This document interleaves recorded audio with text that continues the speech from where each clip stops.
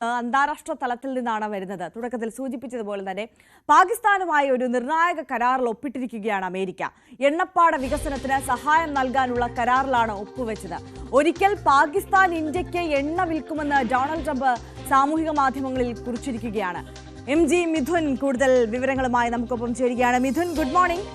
എൻ്റെ ഏറ്റവും അടുത്ത സുഹൃത്താണ് ഇന്ത്യ എന്ന് ട്രംപ് ഇങ്ങനെ ഇടയ്ക്കിടെ പറയും.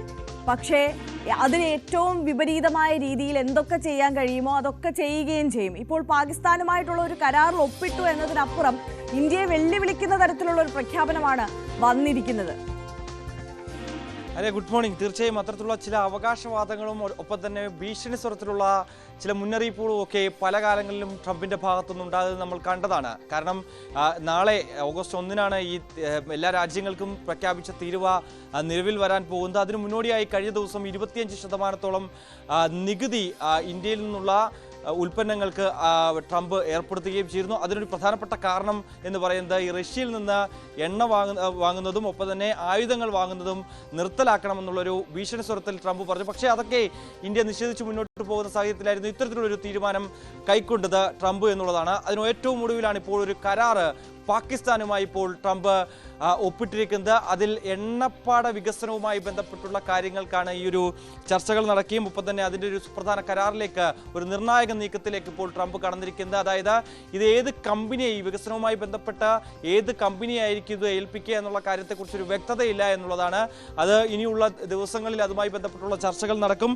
അതിന് ശേഷം ആരാണ് ഈ വികസനത്തിന് പങ്കാളിയാകുക, അത് ഏത് കമ്പനിയാണ് പാകിസ്ഥാനെ സഹായിക്കാൻ രംഗത്തിറങ്ങുക എന്നടക്കമുള്ള ഒരു പ്രഖ്യാപനം ട്രംപിന്റെ ഭാഗത്തുനിന്ന് ഉണ്ടാകുമെന്നാണ് അറിയാൻ സാധിക്കുന്നത്. ഒപ്പം തന്നെ ഇദ്ദേഹം ട്രൂത്ത് സോഷ്യലിൽ നിന്ന് പ്രധാനമായും കുറിച്ചത് പല രാജ്യങ്ങളും തങ്ങളോട് സൗഹൃദം സ്ഥാപിക്കാൻ ശ്രമിക്കുന്നു. ഒപ്പം തന്നെ ഞങ്ങളുടെ സന്തോഷത്തിന് വേണ്ടി, അതായത് ഞങ്ങളെ സന്തോഷിപ്പിക്കാൻ ആഗ്രഹിക്കുന്ന പല രാജ്യങ്ങളുമുണ്ട്. അവർ കൂടിയാലോചനകൾ നൽകുന്നുണ്ട്. അതിന് പിന്നിൽ ഈ തീരുവ, ഞങ്ങൾ പ്രഖ്യാപിച്ചിട്ടുള്ള തീരുവ കുറയ്ക്കുന്നതിന് വേണ്ടിയാണ് എന്ന് കൃത്യമായി അറിയാം. അതുകൊണ്ട് തന്നെ തങ്ങൾ എന്ത് പറഞ്ഞാലും അതനുസരിക്കാൻ തയ്യാറായി നിൽക്കുന്ന കുറേയധികം രാജ്യങ്ങളുണ്ട് എന്ന രീതിയിലുള്ള ചില കുറിപ്പുകൾ കൂടി അദ്ദേഹത്തിൻ്റെ ഭാഗത്തുനിന്നുണ്ടായിരുന്നു. അത് ഇന്ത്യയെ ലക്ഷ്യമിട്ട് തന്നെയാണ്. പക്ഷേ കഴിഞ്ഞ ദിവസം തന്നെ വിദേശകാര്യ മന്ത്രാലയം ഇതുമായി ബന്ധപ്പെട്ട നിലപാട് സ്വീകരിക്കുകയും ചെയ്തിരുന്നു.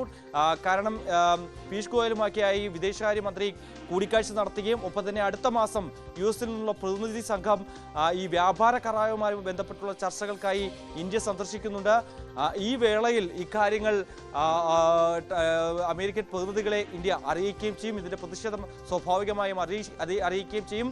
മറ്റൊന്ന്, ഈ ടെക്സ്റ്റൈൽസ് രംഗത്തിൽ നിന്നുള്ള അടക്കമുള്ള കാര്യങ്ങളിൽ അത് വലിയ രീതിയിലുള്ള തിരിച്ചടിയാണ് ഈ ഒരു 25% നികുതി ഏർപ്പെടുത്തിയതിലൂടെ ഉണ്ടാകുന്നത്. അതാണ് മിഥുൻ, അതായത് ഏത് തരത്തിലാണ് ഈ നികുതി തീരുവ, അധിക തീരുവ 25% ചുമത്തുമ്പോൾ നമ്മുടെ രാജ്യത്തെ കർഷകരെയും സംരംഭകരെയും വ്യാപാരികളെയും ഒക്കെ അത് പ്രതികൂലമായി ബാധിക്കാൻ പോകുന്നത് എന്നതിലാണ് ഇപ്പോൾ ആശങ്കയുള്ളത്. എന്തായാലും ആശങ്കപ്പെടേണ്ട സാഹചര്യമില്ല എന്ന് കേന്ദ്രം ആവർത്തിച്ച് പറയുകയാണ്. രാജ്യത്തെ സാധാരണക്കാരായിട്ടുള്ള ഇത്തരം കർഷകരെയും സംരംഭകരെയും ഒക്കെ സംരക്ഷിക്കുന്ന തരത്തിൽ കാര്യങ്ങൾ മുന്നോട്ട് കൊണ്ടുപോകുമെന്ന് കേന്ദ്രം പറയുമ്പോഴും ആശങ്ക എത്രത്തോളം മുന്നിലുണ്ട്?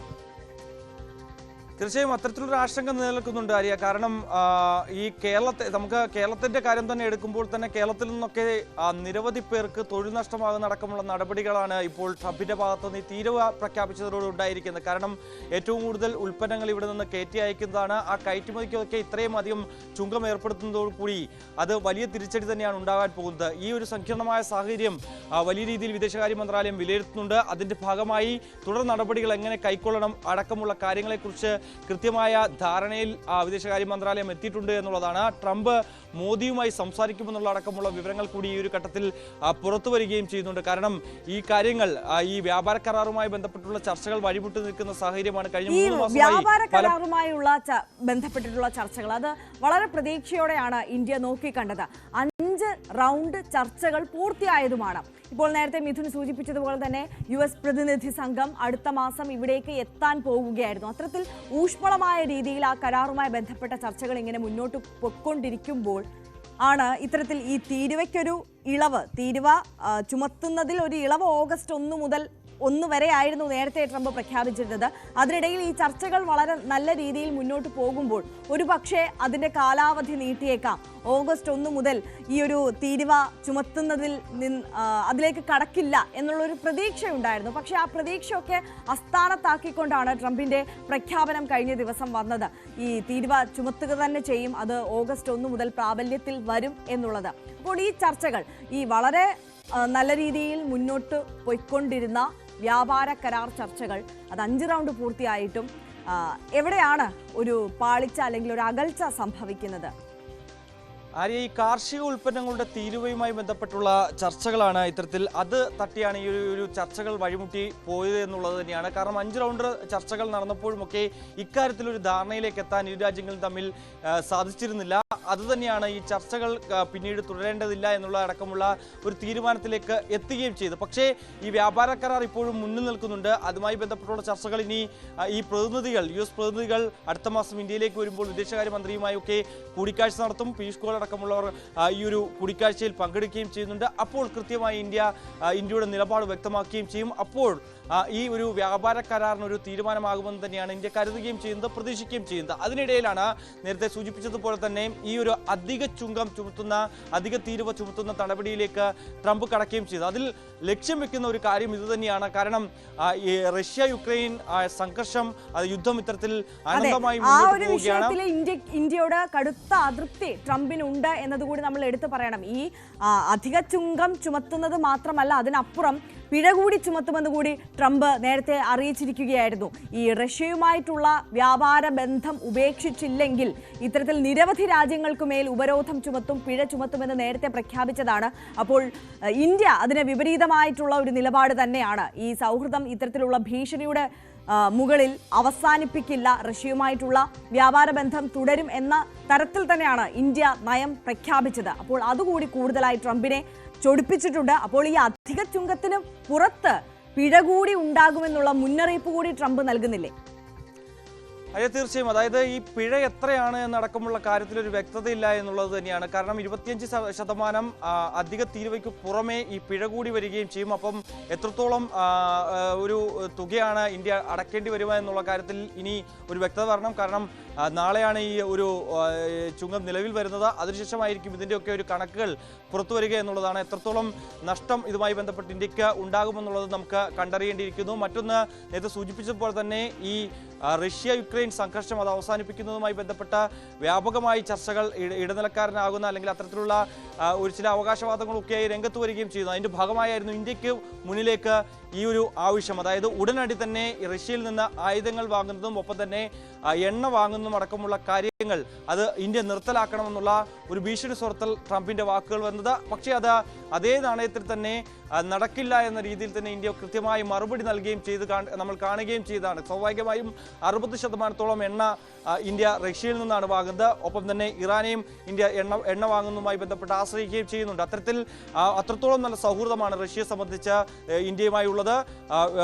ഈ എണ്ണയ്ക്ക് പുറമെ ആയുധങ്ങളും പലതും അത്തരത്തിലുള്ള പല കരാറും റഷ്യയുമായി ഇന്ത്യക്കുണ്ട്. അതൊക്കെ പൊടുന്നനെ ട്രംപ് പറഞ്ഞതുപോലെ തന്നെ പൊടുന്നനെ അവസാനിപ്പിച്ച് പിന്നോട്ട് പോകാൻ ഒരിക്കലും സാധിക്കില്ല. അതുകൊണ്ട് തന്നെ അതൊക്കെ നയതന്ത്ര തലത്തിൽ വലിയ രീതിയിൽ ചർച്ചകൾ നടത്തി കാര്യങ്ങൾ മുന്നോട്ട് കൊണ്ടുപോകുന്നതാണ്. അതുകൊണ്ട് തന്നെ ഈ ഒരു തീരുവ പ്രഖ്യാപിച്ചതോടുകൂടി അതിൽ നിന്ന് മുട്ടുമടക്കാൻ ഇന്ത്യ ഒരിക്കലും തയ്യാറാകില്ല എന്നുള്ളത് തന്നെയാണ്. അത് കൃത്യമായി അറിയിക്കുകയും ചെയ്തിട്ടുണ്ട്. ഇതിന്റെ ഭാഗമായി തങ്ങളുടെ നിലപാട് അറിയിക്കാനും ഈ അധിക ചുങ്കം ചുമത്തുന്ന തീയതി നാളെ ആയതുകൊണ്ട് തന്നെ അതിൽ നിന്ന് പിന്നോട്ട് പോകണം. അതല്ല എങ്കിൽ കാർഷിക ഉൽപ്പന്നങ്ങൾക്ക് പുറമെ ടെക്സ്റ്റൈൽസ് ഉൽപ്പന്നങ്ങൾ ഉൾപ്പെടെ നിരവധി കാര്യങ്ങളിൽ അത് വലിയ തിരിച്ചടിയായി വരികയും ചെയ്യും. ഒപ്പം തന്നെ അമേരിക്കയിൽ ഉള്ള ടെക്സ്റ്റൈൽസ് ഉൽപ്പന്നങ്ങൾ ഇന്ത്യൻ വിപണിയിലേക്ക് അയക്കാനുള്ള ഒരു സാഹചര്യമുണ്ട്. അതിലും എത്രത്തോളം ചുങ്കം ഏർപ്പെടുത്തും ഇന്ത്യ എന്നുള്ള അടക്കമുള്ള കാര്യങ്ങൾ നമുക്ക് ഈ കണ്ടറിയേണ്ടിയിരിക്കുന്നു. എന്തായാലും ഈ വ്യാപാര യുദ്ധം അതിങ്ങനെ അനന്തമായി മുന്നോട്ട് പോകുന്ന കാഴ്ച നാളെ ട്രംപ് പ്രഖ്യാപിച്ച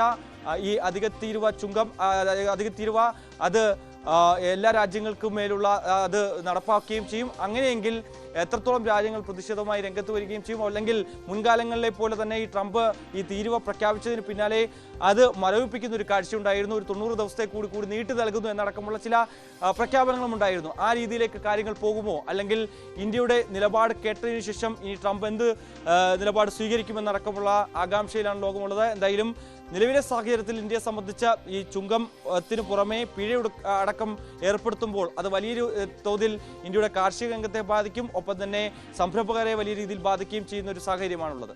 തീർച്ചയായും MG മിഥുനാണ് വിശദാംശങ്ങളുമായി ചേർത്തത്. എന്തായാലും സൗഹൃദം വേറെ ചുങ്കം വേറെ എന്നാണ് ട്രംപിന്റെ നയം. എന്തായാലും ഇന്ത്യക്ക് മേൽ പകര ചുങ്കമായി ചുമത്തിയിട്ടുള്ള 25% അധിക തീരുവ അത് പ്രാബല്യത്തിൽ വരാൻ പോവുകയാണ്.